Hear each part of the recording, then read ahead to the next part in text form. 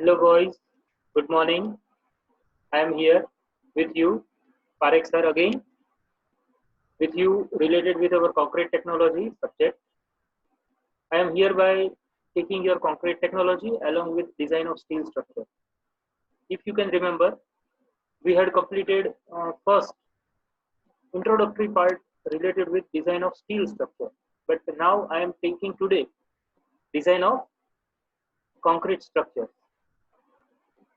Sorry, concrete technology. Now, today, as far as my lecture is concerned, we are discussing basic introduction of the concrete technology. Then we will discuss first chapter for my part, that is fresh concrete, and then we will go ahead with some other discussions related with concrete technology. So presently I am starting with concrete technology introduction, and then I will discuss related with the topics and sub parts of the subject.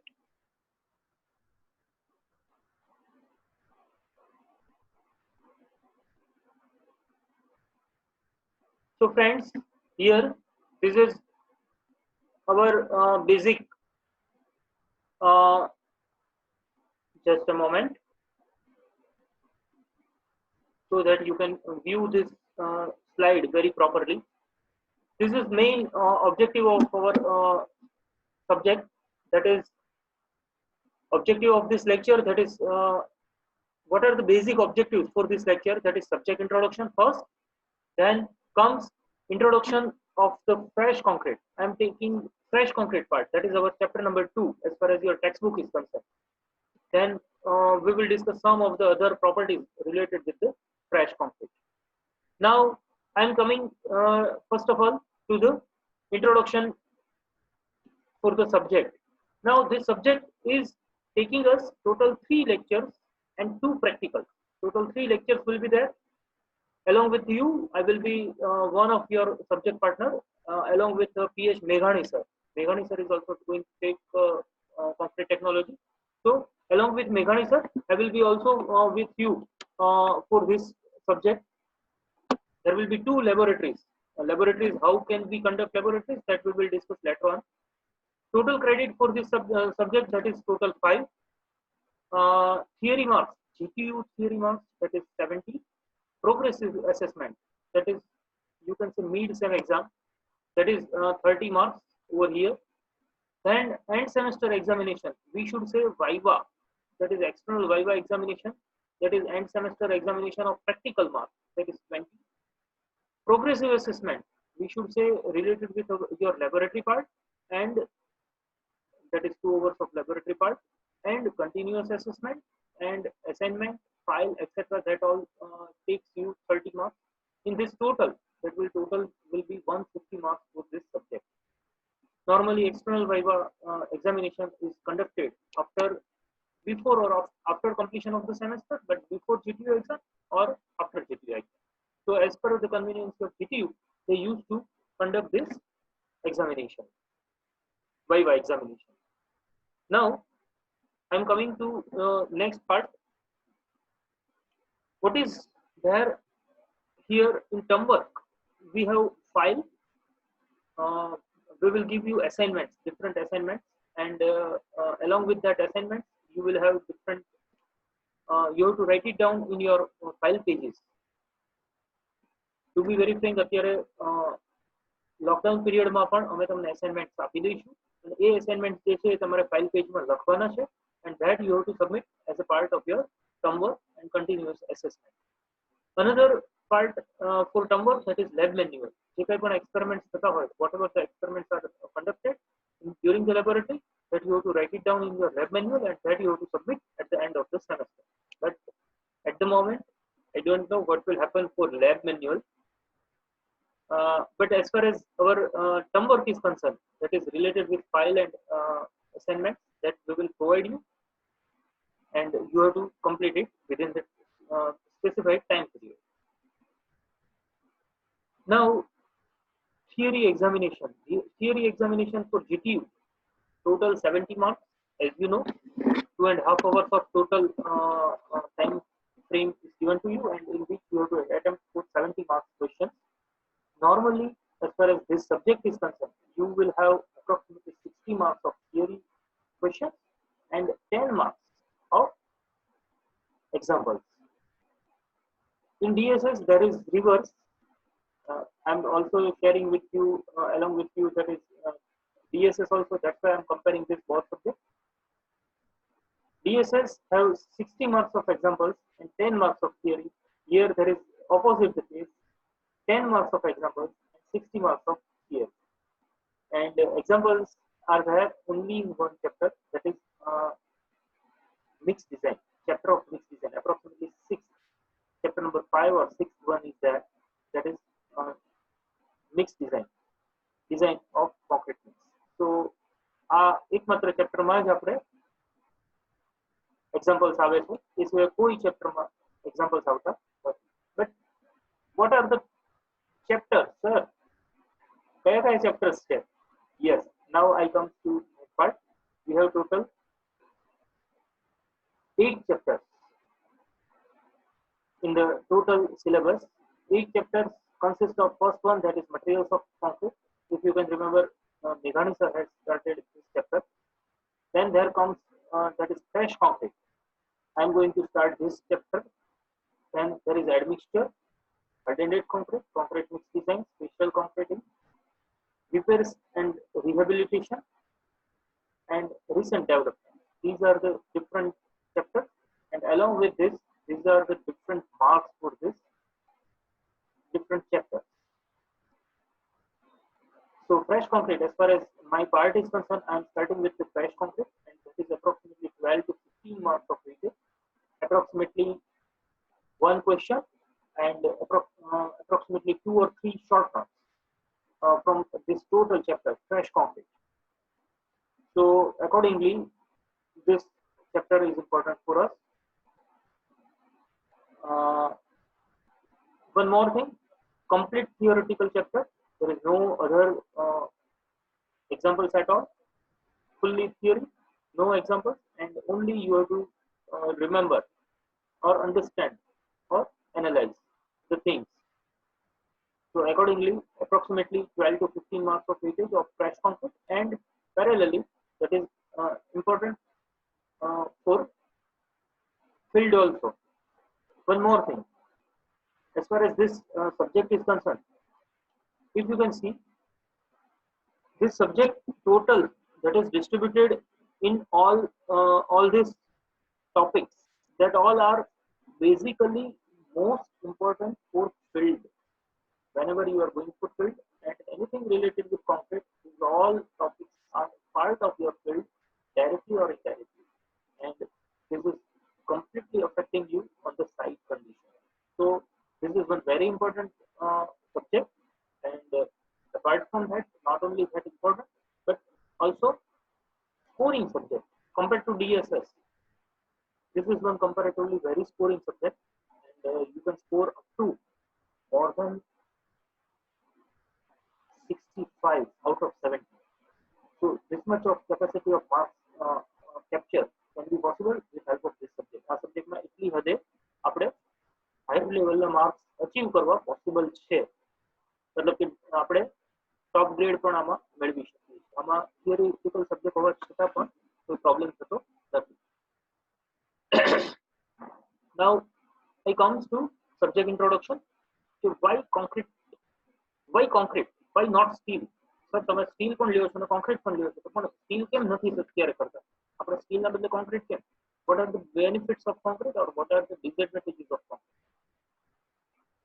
Why the concrete is most widely used material? Concrete possesses excellent resistance to water. Concrete is very resistant to water. If you can see here, you can construct dams, concrete dams, and we can also in position to build waterproof structures with help of concrete only. So that is excellent water resistance. You can say that steel is also water resistant. Steel પણ water resistant છે, પણ on the contrary, steel જે છે એ હંમેશા એનો corrosion અથવા એવા બીજા કોઈ પણ ઇશ્યુ થઈ શકે છે. On the contrary, in case of concrete, there are no issues. Apart from that, steel requires heavy maintenance. On the contrary, concrete was almost no maintenance. So such benefits are there with concrete. Which are the other benefits? It can be formed in any of the challenging shapes also. Concrete can be used with any type of shape. You can see here curved shape, very much different type of curve. Here also there is different type of curve. So that everything is possible with help of concrete structure only. Steel structure is almost next to impossible. Concrete is one very cheap material compared to other materials. You can say steel or others. So this is the most readily available material. It can be available anywhere in the world. Start from USA, developed most country to the most undeveloped country. Concrete is easily available, and on the contrary, it is very cheap. It can be manufactured with help of locally available material. કોઈ પણ locally available material હોય એની મદદથી પણ આપણે manufacturing possible હોય છે. These are some of the buildings constructed with help of concrete. Now I should start with my first chapter, that is fresh concrete. As I told you, the total 12 to 15 માર્કનું weightage અને approximately એક અથવા બે question અને 3 જેટલી short note એક્ઝામમાં પૂછાતી હોય છે. એટલે એક્ઝામના પોઈન્ટ ઓફ વ્યૂ એ પ્રમાણે પ્રિપેર કરવું. તો એક બીજી વસ્તુ તમને કહી રાખું, આખા ચેપ્ટરના પોઈન્ટ ઓફ વ્યૂ, આખું ચેપ્ટર જે છે એ બે પાર્ટમાં ડિસ્ટ્રીબ્યુટેડ થાય છે. બે પાર્ટ મતલબ કે ફર્સ્ટ પાર્ટ જે છે ધેટ ઇઝ પ્યોરલી વર્કેબિલિટી. ફરી વખત અહીં હવે ઓબ્જેક્ટિવ્સ ઉપર લઈ જાઉં છું. Introduction to the fresh concrete, properties of fresh concrete. વર્કેબિલિટીનો એક આખો પાર્ટ જે છે એ આખો પાર્ટ જે છે આપણે ભણવાનો થાય છે અહીંયા આગળ. અને એ વર્કેબિલિટીનો પાર્ટ જે છે એમાંથી લગભગ એવરી ટાઈમ બે ક્વેશ્ચન્સ પૂછાય છે. Normally workability and factors affecting workability, these two are very popular questions. So very important question, define workability and factors affecting workability. અને આમાંથી slump test અથવા compacting factor test એક એક્ઝામમાં પૂછાતો હોય છે. So these are the two different questions normally coming from workability part. અને બીજો જે પાર્ટ છે એ જે પાર્ટ છે એ બધી નાની નાની શોર્ટ નોટ્સ છે. નાની નાની શોર્ટ નોટ્સ જે છે એ એવા ફોર્મમાં શોર્ટ નોટ્સ હોય છે કે જે normally ranges from 4 marks up to 6 marks. 3 marks થી લઈ અને 6 marks સુધીની નાનાથી લઈ અને મોટી શોર્ટ નોટ જે છે એ બીજા પાર્ટમાં આવે છે આખા ચેપ્ટરમાં. અને એ પાર્ટ આપણે પછીથી આગળ લેતા જઈશું. આજના લેક્ચરનો જ્યાં સુધી કન્સર્ન છે ત્યાં સુધી હું તમને સૌથી પહેલા ફ્રેશ કોન્ક્રીટ વિશે સમજાવું છું, થોડું ફ્રેશ કોન્ક્રીટનું ઇન્ટ્રોડક્શન આપું છું. પછીથી વર્કેબિલિટીનો પાર્ટ લઉં છું, વર્કેબિલિટી અને ફેક્ટર્સ અફેક્ટિંગ વર્કેબિલિટી, અને પછીથી વર્કેબિલિટીના ટેસ્ટ સમજાવું છું. So this is the basic objectives for today's lecture. So we should come again to our first slide, fresh concrete. So what is mean by fresh concrete? Fresh concrete એટલે શું? Fresh concrete એટલે એવી concrete કે જેની મદદથી આપણે કોઈ પણ ટાઈમે કોન્ક્રીટને જે શેપમાં બનાવવું હોય એ શેપમાં આપણે બનાવી શકીએ. Concrete various ingredients such as cement, sand, aggregate, water and admixture are freshly mixed, and this mix is in plastic condition. This is one very important word, that is plastic condition, which can be molded in any shape. એવા ટાઈપનું એવું case કે જેમાં તમે કોન્ક્રીટને કોઈ પણ શેપમાં બનાવી શકો. એ શેપને નોર્મલી કોઈ પણ શેપમાં આપણે લઈ જઈ શકીએ. કોઈ પણ પ્લાસ્ટિક સ્ટેજમાં હોય અને એવા કોઈ પણ શેપમાં આપણે રાખીએ તો એ શેપમાં ડાયરેક્ટલી જઈ શકે. એને નોર્મલી ફ્રેશ કોન્ક્રીટ કહેવામાં આવે છે. હિયર તમારા બધાને જાણ માટે કે દરેક જગ્યાએ આવી રીતે મેં લખી રાખેલું છે. તો ટોપિક નંબર 2.1 ટેક્સ્ટબુક જે છે એ નોર્મલી આપણે રેખડીયાની યુઝ કરતા હોઈએ છીએ કોન્ક્રીટ ટેકનોલોજીની, એ જ તમારે યુઝ કરવાની છે. પણ એમાં તમે સાથે ટેક્સ્ટબુક લઈને બેસશો તો તમને વધારે મજા આવશે અને વધારે તમે સમજી શકશો કે એ વસ્તુ ક્યાં આપી છે. અહીંયા આપણે દરેક જગ્યાએ મેં ટોપિક નંબર લખ્યા છે. ટેક્સ્ટબુકના ટોપિક નંબર એટલા માટે લખ્યા છે કે ટેક્સ્ટબુકમાં નોર્મલી પેજ નંબર બધાના અલગ અલગ હોય છે, તમને ખબર હોય છે. એટલા માટે અહીંયા પર મેં ટોપિક નંબર લખ્યો છે અને બધા જ સ્લાઇડ ઉપર જ્યાં જ્યાં જરૂર પડતી જશે આગળ આગળ એ પ્રમાણે ટોપિક નંબર એડ કરતો જઈશ. એટલે તમારે ટોપિક એ સર્ચ કરવાનો, શોધવાનો ટેક્સ્ટબુકમાં કે જેથી કરીને ટોપિક તમને મળી જાય. ઓબ્વિયસ છે કે ટોપિક નંબર 2.1 એટલે તમને આઈડિયા આવી જવો જોઈએ કે ચેપ્ટર નંબર 2 બતાવે છે. ટોપિક 2 એટલે ચેપ્ટર નંબર 2 અને એનો ટોપિક નંબર 1 એટલે ટોપિક નંબર 2.1 દરેક જગ્યાએ મેં લખ્યું છે જેથી કરીને તમને આઈડિયા આવી જશે. So any concrete which can in plastic condition and which can be molded in any form, any shape, that is known as fresh concrete. એટલે આ જે છે fresh concrete ની basic properties છે. That is one very important word. હવે now which are the other properties of fresh concrete? So these are the other properties for fresh concrete. It should have high mixability, easily mixed in short time and homogeneous mix. Concrete જે છે એ easily mix થઈ જવું જોઈએ, બધા ingredients વ્યવસ્થિત mix થઈ ગયેલા હોવા જોઈએ અને that mix should be homogeneous. A homogeneous mix હોવું જોઈએ so that તમને યાદ હોય તો તમે થર્ડ સેમેસ્ટરમાં ભણી ચૂક્યા છો basic properties for homogeneous and isotropic. So here mix must be uniform mix and that should be homogeneous and isotropic. Isotropic માટે અલગ ટેસ્ટની હોય છે પણ that must be homogeneous mix. અને બધા ઇન્ગ્રેડિયન્ટ્સ જે છે સિમેન્ટના ઇન્ગ્રેડિયન્ટ્સ કયા કયા હોય છે કોણ મને કહેશો? Yes, that is cement. બીજું કયું આવશે? વોટર. પછીથી cement, water, aggregate, that is fine aggregate અને coarse aggregate મતલબ કપચી. These are the basic 4 ingredients which are normally available with any of the concrete. કોઈ પણ કોન્ક્રીટમાં નોર્મલી 4 ઇન્ગ્રેડિયન્ટ્સ હોય તો આ ચારે ચાર ઇન્ગ્રેડિયન્ટ્સ જે છે એ વ્યવસ્થિત રીતે મિક્સ થઈ ગયેલા હોવા જોઈએ. That is mixability. Then we should say that this is one fresh concrete. Flowability or mobility or fluidity. Cohesive and flowable. કોન્ક્રીટનું જે મિક્સ હોય છે તો એ ફ્લોએબલ હોવું જોઈએ અથવા મોબાઈલ હોવું જોઈએ, મતલબ કે ઇઝીલી ફ્લો થઈ શકે એવું હોવું જોઈએ અથવા તો એ જે શેપમાં આપણે નાખીએ, ફોર એક્ઝામ્પલ કે આપણે એને ગ્લાસમાં ભરીએ તો ગ્લાસના શેપનું થઈ જાય, બાઉલમાં ભરીએ તો બાઉલના શેપનું થઈ જાય અથવા કોઈ પણ રીતે આપણે કોઈ પણ શેપમાં નાખીએ, સ્લેબમાં નાખીએ તો સ્લેબના શેપનું થઈ જાય, બીમમાં નાખીએ તો બીમના શેપનું થઈ જાય. એ ટાઈપે કોઈ પણ શેપનું થઈ જવું જોઈએ. ફ્લોએબિલિટી ઓર mobility. harshness, non-cohesive and non-homogeneous by badly mixed proportion. Normally કોઈ પણ મિક્સ હોય તો એ એમાં હાર્શનેસ ન હોવી જોઈએ અથવા તો હાર્શનેસ હોય તો that must be limited extent સુધીની હાર્શનેસ હોય અથવા નોન કોહેસિવ અથવા નોન હોમોજીનિયસ ન હોવું જોઈએ અથવા બેડલી મિક્સ ન હોવું જોઈએ. So these are the one another property. Segregation. કોન્ક્રીટના જે ઇન્ગ્રેડિયન્ટ્સ હોય છે એ સેગ્રેગેટ ન થયેલા હોવા જોઈએ અથવા તો સેપરેટ ન થયેલા હોવા જોઈએ. Separation of various concrete ingredients must not happen.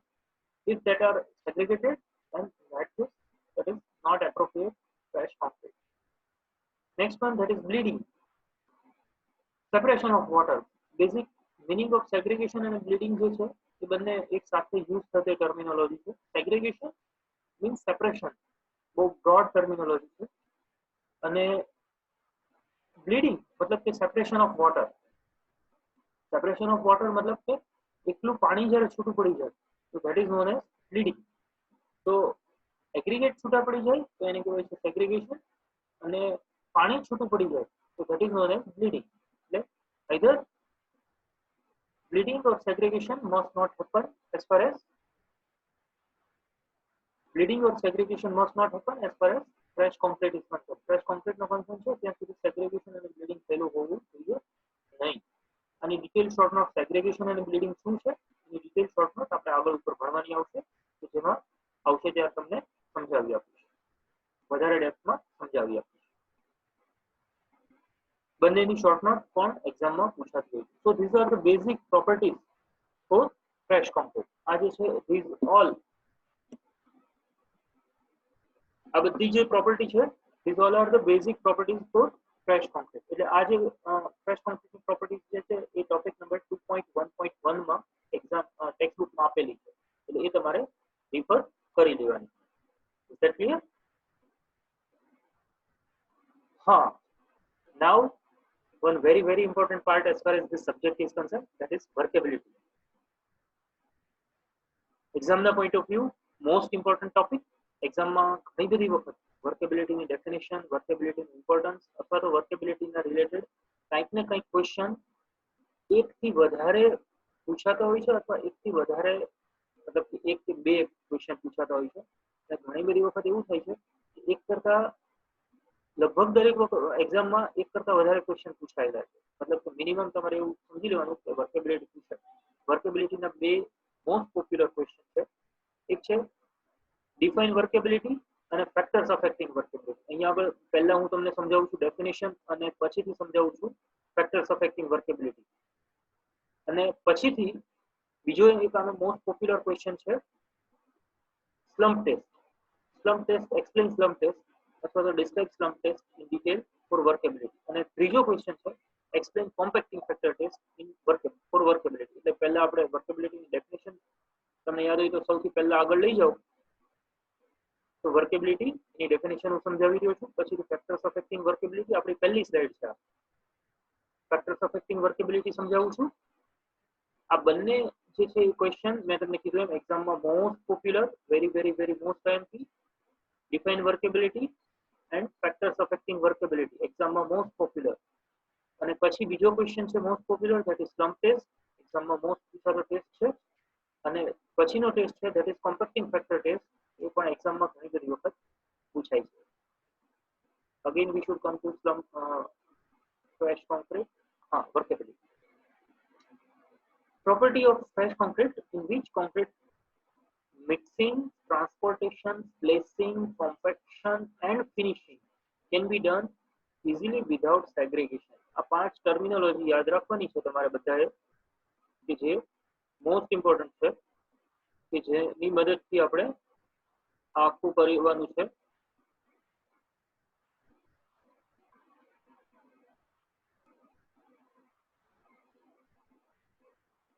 These five terminology, these five names are very important. Property of fresh concrete, in which concrete can be easily mixed. સૌથી પહેલું કામ એનું મિક્સિંગ થતું હોય છે. કોઈ પણ કોન્ક્રીટને મિક્સ કરવાનું થાય, પછીથી એને જ્યાં આગળ લઈ જવાનું હોય ત્યાં ટ્રાન્સપોર્ટ કરવાનું થાય. કોન્ક્રીટને મિક્સ થઈ જાય પછીથી એને ટ્રાન્સપોર્ટ કરીએ.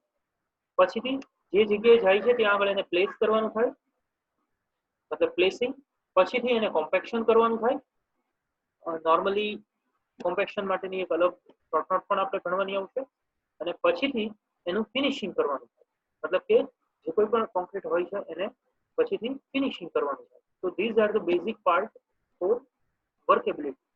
This should be done without segregation. આ બધું જ પાંચ વસ્તુઓ જે છે એ સેગ્રેગેશન સિવાય થઈ જાય કામ.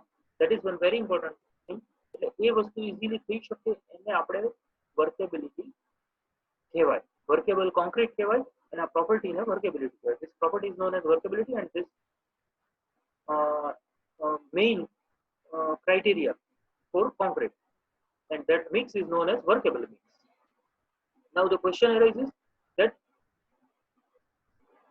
what are the importance for workability? Why it is important? Should come important here. So if concrete is good workability, then it can be easily mixed, transported, placed, compacted and finished. જો સારી workability હોય તો જ આ બધી વસ્તુઓ possible છે.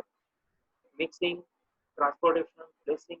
માની લો કે કોન્ક્રીટ છે એ સરખી રીતે વર્કેબલ ન હોય. વર્કેબલ એટલે કે ઇઝીલી કામ કરવાની ક્ષમતા, સરળતાથી એની સાથે આપણે કામ કરી શકીએ, એને આપણે નોર્મલી વર્કેબિલિટી કહેવાય. Segregation and bleeding not occur in good workable concrete. Normally segregation and bleeding નહીં થવું જોઈએ. Segregation and bleeding જો થતું હોય તો that is not workable concrete. That is not workable.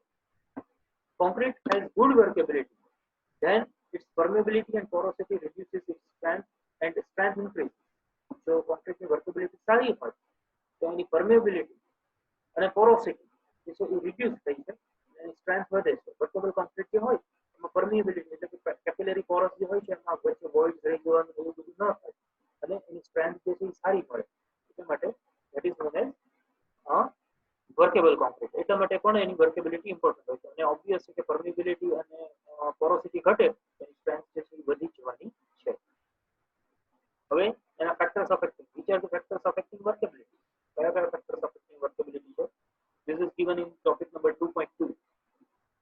this was workability જે છે એને ટોપિક નંબર 2.2 માં આપેલું છે અને આ જે છે એ ફેક્ટર અફેક્ટિંગ ટોપિક નંબર 2.2.2 માં આપેલું છે. તમે ટેક્સ્ટ બુકમાં સાથે સાથે જોઈ શકો એટલા માટે મેં લખેલું છે ટેક્સ્ટ બુકમાં topic number 2.2.2. Okay, water content આટલા ફેક્ટર્સ ઉપર આ આખું વર્કેબિલિટી જે છે ડિપેન્ડન્ટ છે. આના સિવાય બી ઘણા બધા ફેક્ટર્સ હોય છે પણ આ જે છે એ મેઇન ફેક્ટર છે. First one that is water content. Fluidity increases. માની લો કે વોટર કન્ટેન્ટ વધી જાય તો ઓબ્વિયસ છે કે પાણી ખૂબ વધી જાય, ફ્લુઇડિટી ખૂબ વધી જાય, પાણી જેવું થઈ જાય કોન્ક્રીટ, પણ એમાં સ્ટ્રેન્થ મળશે નહીં મળે. મતલબ કે એમાં સ્ટ્રેન્થ ઘટી જશે. તો વોટર કન્ટેન્ટ જો વધી જાય તો સ્ટ્રેન્થ ઘટી જાય, વોટર વર્કેબિલિટી ખૂબ વધી જાય તો સ્ટ્રેન્થ ઘટી જાય.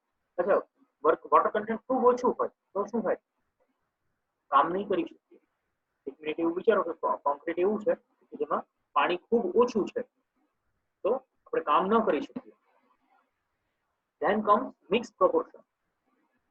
મિક્સ પ્રોપોર્શન જે છે મતલબ કે સિમેન્ટ, સેન્ડ એન્ડ કપચી, આના જે પ્રોપોર્શન હોય that must be uniform proportion. એકબીજાની સાથે વ્યવસ્થિત પ્રોપોર્શનમાં હોવા જોઈએ. જો એ પ્રોપોર્શનમાં ન હોય તો એનો મતલબ એવો થાય કે એ આપણે એપ્રોપ્રિએટ મિક્સ ન કરી શકીએ. માની લો કે સિમેન્ટ વધી જાય, સેન્ડ વધી જાય અથવા તો કપચી વધી જાય તો ડિફરન્ટ ટાઈપના પ્રોબ્લેમ્સ એરાઇઝ થઈ શકે અને વર્કેબલ ન રહે. કોન્ક્રીટ જે છે વર્કેબલ ન રહે. મતલબ કે mix proportion is one very important part. Then comes size of aggregate. Big particle અથવા સરફેસ એરિયા રિડ્યુસ. હવે માની લો કે કોઈ કપચી જે છે એ 20 mm ની કપચી આપણે નોર્મલી યુઝ કરતા હોઈએ છીએ, અવડી હોય છે 20 mm એટલે લગભગ 2 સેન્ટીમીટર. તો આપણે અવડી નોર્મલી સાઇઝની કપચી જે હોય છે એ આપણે યુઝ કરતા હોઈએ આ સાઇઝની. તો હવે એ 20 mm ની કપચીના બદલે માની લો કે હું 80 mm ની કપચી વાપરી લઉં તો અવડી. હવે જો અવડા એગ્રીગેટ યુઝ કરી દઉં તો વર્કેબિલિટી ઘટી જશે, સારી રીતે આપણે કામ ન કરી શકીએ. તો વર્કેબિલિટી ઘટી જાય છે અને સાઇઝ ઓફ એગ્રીગેટ જે છે એ ભલે વધી ગયા પણ એના હિસાબે વર્કેબિલિટી ઘટી ગઈ. અચ્છા, 20 mm ના સાઇઝની બદલે હું 4.75 mm ની સાઇઝ કરી દઉં, 5 mm અવડી સાઇઝના જ એગ્રીગેટ યુઝ કરું, નાનામાં નાની સાઇઝ.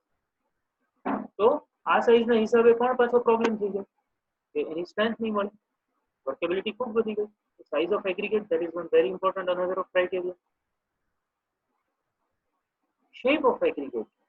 શેપ ઓફ એગ્રીગેટ મતલબ કે કોન્ક્રીટ સોરી કપચીનો જે કંઈ પણ શેપ હોય, કોર્સ એગ્રીગેટનો જે કંઈ પણ શેપ હોય તો એ શેપ જે છે એ શેપ ઉપરથી આપણને ખ્યાલ આવે. ફોર એક્ઝામ્પલ કે તમને યાદ હોય તો તમે ભણી ગયા છો થર્ડ સેમેસ્ટર બિલ્ડિંગ મટીરિયલમાં કે ફ્લેકી એગ્રીગેટ હોય, ઇલોંગેટેડ એગ્રીગેટ હોય, ચપટા એગ્રીગેટ એને કહી શકીએ. એકદમ પતલા પતલા એગ્રીગેટ હોય, આમ લાંબુ હોય પણ આમ એકદમ ચપટું હોય તો એવા એગ્રીગેટ હોય. અથવા લાંબા એગ્રીગેટ હોય એકદમ પેન્સિલ જેવા, પેન જેવા, તો એવા એગ્રીગેટથી શું થાય અથવા તો એનાથી વર્કેબિલિટીમાં ફેર પડી જાય છે અથવા સારી વર્કેબિલિટી નથી મળતી.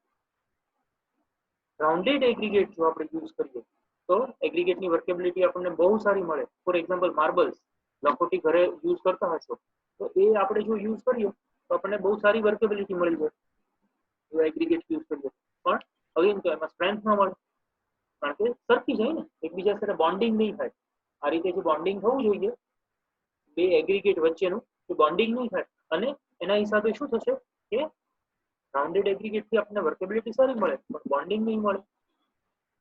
સરફેસ એરિયા, રાઉન્ડેડ એગ્રીગેટ જે છે એનો સરફેસ એરિયા કમ્પેરેટિવલી ઓછો હોય કમ્પેર ટુ એંગ્યુલર એગ્રીગેટ, તો એના હિસાબે પણ પ્રોબ્લેમ થાય. ઘણા બધા પોઈન્ટ થઈ શકે. ઇન શોર્ટ, રાઉન્ડેડ એગ્રીગેટ અને એંગ્યુલર એગ્રીગેટ બહુ લાંબો ટોપિક છે કે જેમાં આપણે નથી જતા, પણ ઓવરઓલ શેપ ઓફ એગ્રીગેટ જે છે એ હંમેશા factor that is one factor affecting workability. Surface texture of aggregate. માની લો કે કોઈ પણ કપચી હોય એનું સરફેસ જે છે એ રફ હોય અથવા તો સ્મૂધ હોય તો શું ફેર પડે? તો રફ હોય તો કંઈક અલગ વસ્તુ થાય છે, સ્મૂધ હોય તો અલગ વસ્તુ થાય છે. પર્ટિક્યુલરલી રફ હોય તો બોન્ડિંગ વધારે મળે, ગ્રીપ વધારે મળે, એકબીજા સાથે કનેક્ટ થઈ શકશે. સ્મૂધ હોય તો એકબીજાની ઉપર ઇઝીલી સ્લીપ થઈ શકે, વર્કેબિલિટી બહુ સારી મળે સ્મૂધ હોય તો. રફ હોય તો વર્કેબિલિટી ઓછી મળે. Grading of aggregate. કઈ સાઇઝના એગ્રીગેટ તમે યુઝ કરો છો well graded aggregate requires less paste. Well graded aggregate હોય તો that is one required part. તો એ જે વસ્તુ છે એ અહીંયા આગળ આપણને ઇમ્પોર્ટન્ટ વસ્તુ છે કે ભાઈ બધી જ સાઇઝના એગ્રીગેટ હોવા જોઈએ. ફોર એક્ઝામ્પલ કે સેન્ડ 10 mm એગ્રીગેટ, સેન્ડ મતલબ કે 4.75 mm થી નાના, ગ્રીટ મતલબ કે 4.75 mm to 10 mm, અને કપચી અથવા તો course aggregate that is ranges from 10 mm to 20 mm. એટલે એની ઉપર પણ ઘણું બધું ડિપેન્ડ કરતું હોય છે. અને યુઝ ઓફ એડમિક્સચર, ઘણી બધી વખત આપણે એડમિક્સચર યુઝ કરીએ તો આખી મેટર જ અલગ થઈ જાય, એકદમ કોમ્પ્લેક્સલી પાણી જેવું થઈ જાય. તો આ બધા જ ફેક્ટર જે છે એ અફેક્ટ કરતા હોય છે વર્કેબિલિટી, એકદમ બોલ બેરિંગ જેવું થઈ જાય છે. ટોપિક નંબર 2.2.2 અને આ બધા જ ફેક્ટર્સ જે છે એ એક્ઝામમાં ઘણી બધી વખત મોસ્ટ ઇમ્પોર્ટન્ટ અને ખૂબ પૂછાતો હોય છે. એક્ઝામમાં ક્વેશ્ચન એવો પૂછાય છે, define workability and factors affecting workability, સાથે એપ્રોક્સિમેટલી 4 માર્ક્સ અથવા 5 માર્ક્સનો ક્વેશ્ચન એક્ઝામમાં પૂછાય છે, એટલે એ પ્રમાણે પ્રિપેર કરવું. ઓકે, નાઉ આપણે વર્કેબિલિટી ફ્રેશ કોન્ક્રીટ પહેલો સમજ્યા, એની પ્રોપર્ટીઝ સમજ્યા, ફ્રેશ કોન્ક્રીટ એની પ્રોપર્ટીઝ, પછીથી વર્કેબિલિટી, પછીથી એના ફેક્ટર્સ અફેક્ટિંગ વર્કેબિલિટી, અને હવે આપણે લઈએ છીએ which are the methods for measurement for workability. હવે વર્કેબિલિટી માપવી કેમ? હું તમને એમ કહું કે 20 mm એગ્રીગેટ તો તમે તરત સ્કેલ લઈને આવી જશો મારી પાસે કે સર આ સ્કેલની મદદથી 20 mm માપી શકીએ, પણ વર્કેબિલિટીને માપવા માટે આપણને આ 5 test are recommended: slump test, compacting factor test, flow test, VB consistometer test અને કેલી બોલ ટેસ્ટ. આ 5 ટેસ્ટ જે છે એ આપણા point of view most important કે જે 5 ટેસ્ટ જે છે આપણે ભણવાના થાય ડિટેલમાં. અને એ પૈકી આપણા સિલેબસનો જ્યાં સુધી કન્સર્ન છે, આપણા ક્યુરિક્યુલમનો જ્યાં સુધી કન્સર્ન છે, ત્યાં સુધી આ બે જ ટેસ્ટ આપણે ભણવાના છે, પહેલો અને બીજો, ધેટ ઇઝ સ્લમ્પ ટેસ્ટ અને કોમ્પેક્ટિંગ ફેક્ટર ટેસ્ટ. આપણે બીજા ટેસ્ટ અત્યારે ભણવાની જરૂર નથી.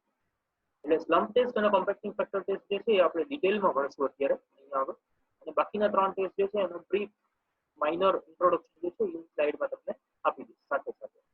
ટેક્સ્ટબુકમાં બાકીના 3 ટેસ્ટ આપેલા નથી. ટેક્સ્ટબુકમાં આ 3 ટેસ્ટ આપેલા નથી. ફક્ત આપણા ઇન્ટ્રોડક્શન માટે હું તમને સમજાવીશ, વધારે જરૂર નથી. અને પહેલા બંને જે ટેસ્ટ છે એને ડિટેલમાં હું આગળ તમને સમજાવી આપીશ. Okay, can we go ahead? Fine. Okay, હવે સૌથી પહેલા સ્લમ્પ ટેસ્ટ લઈએ છીએ.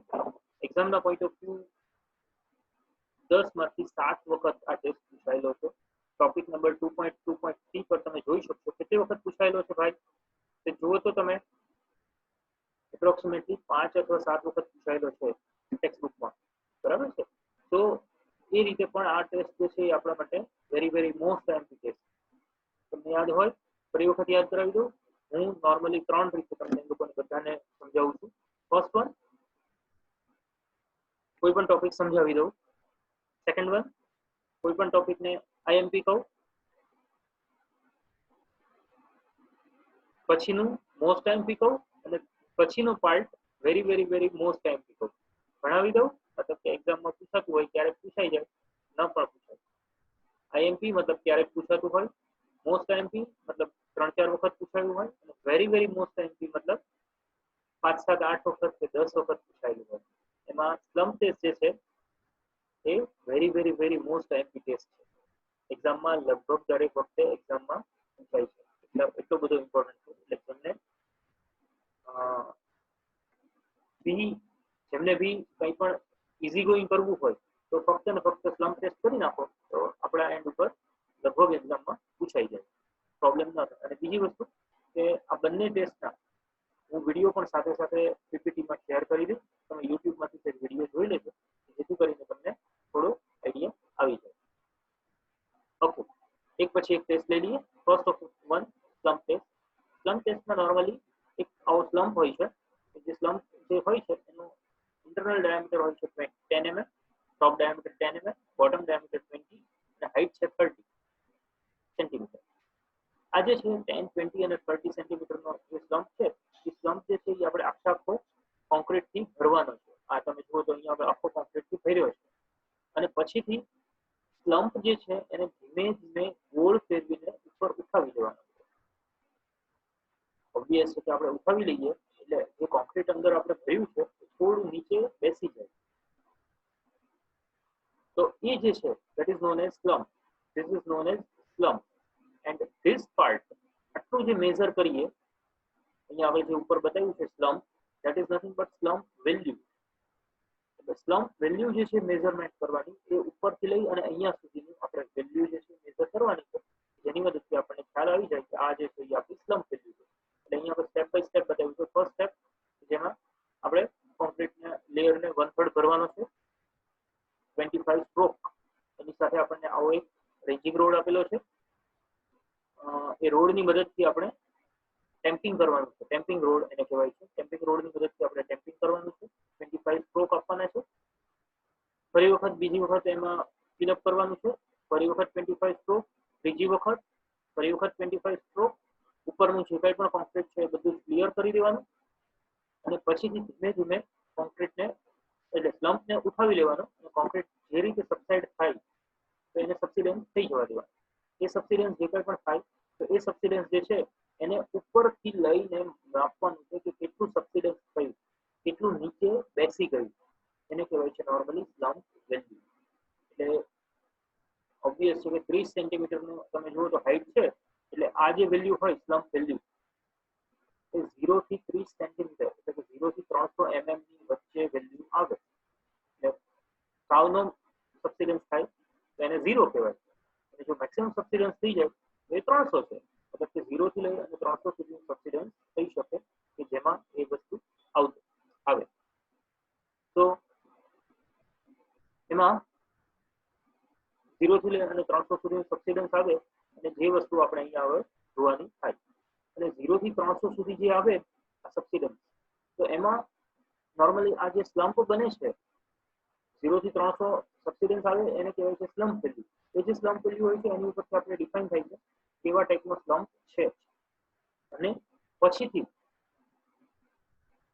પછીથી એમાં જે સ્લમ્પ હોય છે એના ટાઈપ એની ઉપરથી એનો ટાઈપ નક્કી થાય છે that is known as type of slump એટલે કે સ્લમ્પ ઓન ફેલિયર અથવા તો કયા ટાઈપના સ્લમ્પ થઈ શકે first one that is true slump આવા ટાઈપનો સ્લમ્પ નોર્મલી આપણને મળવો જોઈએ that is known as true slump પછીનું છે શિયર સ્લમ્પ એક બાજુ જો પડી જાય that is known as shear slump અને સાવ એકદમ પડી જાય તો that is known as collapse slump જો ટ્રુ સ્લમ્પ હંમેશા થવો જોઈએ બધી બાજુ ઇક્વલ સ્પ્રેડ થયેલો હોવો જોઈએ શિયર સ્લમ્પ થાય તો એ એવું ઇન્ડિકેટ કરે છે કે એ either segregated aggregate not properly mix non cohesive non plastic અથવા તો સેગ્રીગેટેડ અને collapse slump that is indicating high water cement ratio પાણી ખૂબ વધી ગયું છે બેડલી મિક્સ પ્રોપોર્શન વ્યવસ્થિત નથી થયું અથવા કંઈક બીજો પ્રોબ્લેમ છે મીન્સ આ બંને ટાઈપના સ્લમ્પ આવે તો એ પ્રોબ્લેમેટિક છે એ એપ્રોપ્રિએટ નથી ટ્રુ સ્લમ્પ જે છે એ હંમેશા આપણને મળવો જોઈએ આની ઉપરથી આપણે સ્લમ્પ નક્કી કરવાનો થાય એટલે this is known as type of slump method of slump અને ટાઈપ ઓફ સ્લમ્પ બરાબર આખા ટેસ્ટમાં આ ત્રણેય વસ્તુની ફિગર સાથે લખવાનું થાય આ ત્રણેય વસ્તુનું ડિસ્ક્રિપ્શન લખવાનું થાય અને વ્યવસ્થિત રીતે આખી પ્રોસિજર સમજાવવાની થાય એટલે એ આખું વ્યવસ્થિત લખીએ ત્યારે એપ્રોક્સિમેટલી 4 થી 5 માર્ક આપણને એક્ઝામમાં મળતા હોય છે સ્લમ્પ ઓન ટેસ્ટના રિલેટેડ આ બંને યુટ્યુબની ટેસ્ટની લિંક છે આ લિંક જે છે એ નાનકડી 3 મિનિટની લિંક છે કે જેમાં એકદમ કન્સાઇઝલી આખો ટેસ્ટ સમજાવેલો છે અને આ જે છે એ આખી NPTEL નો એક વિડીયો છે કે જેમાં એકદમ વ્યવસ્થિત રીતે આખો ટેસ્ટ કરેલો છે બંને લિંક તમારે જોવાની છે અને બંને લિંક જે છે એ તમે જોશો ડાયરેક્ટલી ક્લિક કરશો એટલે તમને સીધા યુટ્યુબ ઉપર લઈ જઈ અને વિડીયો બતાવશે એટલે એ તમે જોશો તમને વધારે આઈડિયા આવશે તો વિથ ધીસ અહીંયા હવે આપણે અટકાવીએ નેક્સ્ટ લેક્ચરમાં આપણે કોમ્પેક્ટિંગ ફેક્ટર ટેસ્ટથી આપણે ચાલુ કરશું આ જે વિડીયો જે છે એનું ડિસ્કશન હું તમને નેક્સ્ટ ટાઈમ થોડું વધારે ડિટેલમાં કરી આપીશ કે જેથી કરીને તમને આ બંને વિડીયો સમજાઈ શકે બંને વિડીયો જે છે એ ખૂબ ઇમ્પોર્ટન્ટ છે એમાંનો આ ડિટેલ વિડીયો જે છે એ તમને વધારે સારી રીતે સમજાશે અલ્ટ્રાટેક વિડીયોના જે વિડીયો છે નાના આ જે શોર્ટ વિડીયો જે છે એ કમ્પેરેટિવલી ખૂબ પ્રિસાઇઝ અને ખૂબ ઇમ્પોર્ટન્ટ હોય છે પણ એમાં જે કંઈ પણ છેલ્લી સ્લાઇડ આપેલી હોય એ એકદમ વ્યવસ્થિત હોય એમાંથી તમને બધો જ આઈડિયા આવી જશે with this thank you all the best enjoy your lockdown period અને પારીક્ષક જ્યારે જ્યારે આવશે ત્યારે આઈધર ડીએસએસ અથવા સીટી તમને સમજાવી રાખશે. Thank you very much. With this અહીંયા આગળ આપણે આ સુધી પૂરું કરીએ અને આગળ ઉપરનું જે કંઈ પણ છે કોમ્પેક્ટિંગ ફેક્ટર ટેસ્ટ સ્લમ્પ કોન્ટેસ્ટના રિલેટેડ થોડા શોર્ટના પોઈન્ટ તમને ફરી વખત હું ડિસ્કસ કરીશ અને તમને સમજાવીશ અને પછીથી સ્લમ્પ કોન્ટેસ્ટ ફરી વખત બ્રીફમાં સમજાવીશ વિડીયોની મદદથી અને પછીથી તમને કોમ્પેક્ટિંગ ફેક્ટર ટેસ્ટ ઉપર લઈ જઈશ અને એના રિલેટેડ આપણે આખું ટેસ્ટિંગ જે છે એ સમજાવીશ. Thank you.